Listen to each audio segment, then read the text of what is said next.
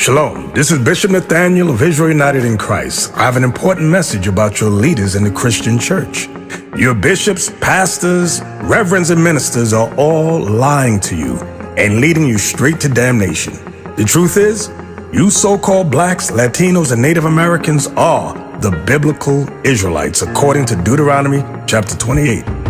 Jesus Christ is a black man with white wool hair, according to Revelation chapter 1. Verses 14 and 15. We as the Israelites must keep the commandments in the faith of Christ to receive salvation, as it is written in Revelation chapter 14, verse 12. I've challenged and debated Christian authorities all over the world on these issues. Not one of them has been able to negate this truth. Your pastors have led you astray, worshiping pagan holidays and false gods, just as in the days of old. So join us on our mission to restore the true nation of Israel before the decree goes forth. The work is plentiful, but the laborers are few. Visit our website at israelunite.org or call us at 855-484-4842 to learn more and visit our schools. Shalom.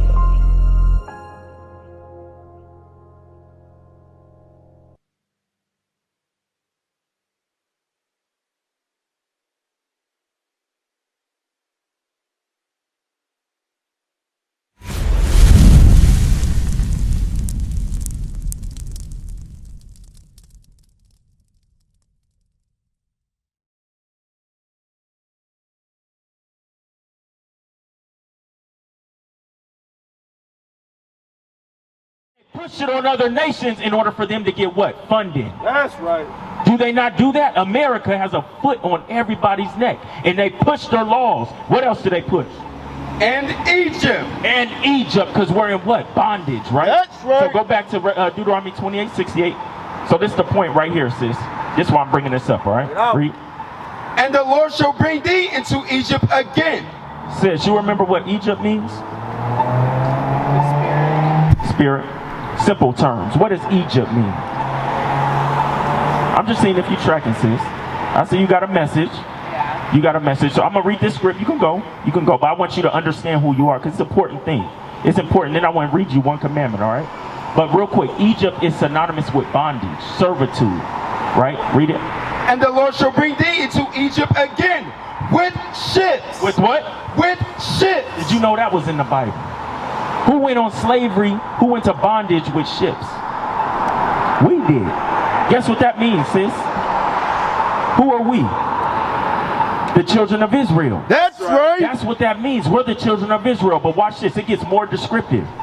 By the way whereof I spake unto thee. The same way he said it's going to happen. Guess what? Did it not happen? Did not this prophecy become history? It happened, right? Thou shalt see it no more again. And there. And once we got to this land, ye should be sold unto your enemies. were we not sold when we got off those ships? Who were we sold to, sis? To white folks. What did the Bible call them? Watch this. The Bible is a very descriptive book. Watch what it calls it. And there ye should be sold We shall be sold unto your enemies. unto our enemies. Because believe it or not, we got enemies. Right. And a lot of our people don't know it. Would you say we got enemies, sis? Read. For bondmen For bondmen, slave men, and bondwomen. and bond women. And no man shall buy you. And nobody has been able to redeem us. Not in the 1960s with Black Panther Party. They weren't able to do it. Teach. Martin Luther King wasn't able to do it, and guess what? He came with peace. Teach. Then you got the whole other end, Malcolm X, who came with what? We need to stand up and fight. Did we get delivered? We didn't. Teach. The only way we're going to get delivered is through this Bible, sis. That's right. By keeping the commandments of God. I'm going to read you a commandment. Give me Leviticus 13:30, because we got enemies, right? The Bible right there described our enemies would do what to us? They would sell us. The white sold us, the Arab sold us, right? But there's something that we do that we follow our enemies today. We're going to read and show you what it is, sis. The book of Leviticus chapter 13 and verse 30. Across the street. Come over here, bro. I want to show you something real quick. Learn who you are. Watch this, sis. You don't want this. Then the priest shall see the plague. So now, the priest is going to look upon a certain person for a plague, right? It's going to describe something. Listen to this. The colors. Watch this. And behold, If it be in the skin deeper than this, if it be in the sight deeper than the skin, and there be in it a yellow thin hair. What is it describing, sis? The priest is going to look on somebody, right? And if he sees deeper in the sight a yellow thin hair, who has yellow thin hair today? White people do, right? The priest is going to look on this person. If they have yellow thin hair, which is blonde hair, then the priest shall pronounce him unclean. What is that called according to God, that person? Are they called healthy? Are they called clean? What are they called? They're called dirty. They're called unclean. That's right. They had to be put outside of the camp. They couldn't dwell amongst the people. But what's something a lot of our people do today, sis? I'm bringing it out specifically for you because I can tell you've done it for yourself. You didn't know. But now we're reading the Bible and showing you. What's that right there? That color right there you got. That's a yellow thin hair, sis. Is it not? I got glasses, but I'm not colorblind, sis. Pink though. It was pink, but either way, sis, what's wrong with your hair? Revelation 1:14. What's wrong with your natural hair? Nothing. Nothing's wrong, so why change it? I just wanted to see what it was. I've never done it before. I'll tell you why you changed it. Because you've seen somebody else do it. It was a fashion statement. But guess what? That fashion statement, was it to bring you closer to your God?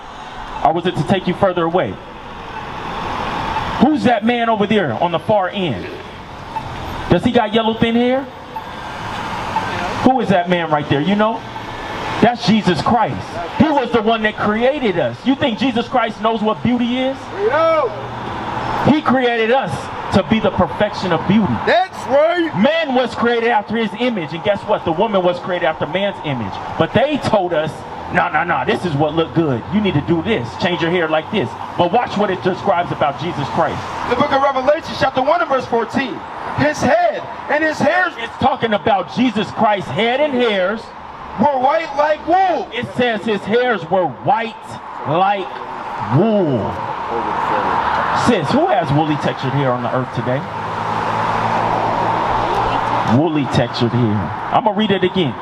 His head and his hairs were white like wool. So describing the hairs on his head and on his beard is saying it was white for wisdom. When we get older, we get more wisdom, it gets white, right? And woolly texture. Who has woolly textured hair? Hair like a sheep. We do. Bring it out. Keep reading. As white as snow. And his eyes were as a flame of fire. And his eyes were as a flame of fire. Now with that woolly textured hair, it's not saying it was straight. Because what's something a lot of our people do? Straighten their hair too, right? Right. Oh, good. That's a good thing, right? But read. And his feet. Now it's going to describe Jesus Christ's feet. We already got, he got woolly textured hair, right? And his feet like unto fine brass. Like fine brass. Sis, what color is brass? Brass is brown, right? Read. As if they burned in a furnace. And it was so dark it looked like it burned in a fire. If you put that brown in a fire, what does it come out?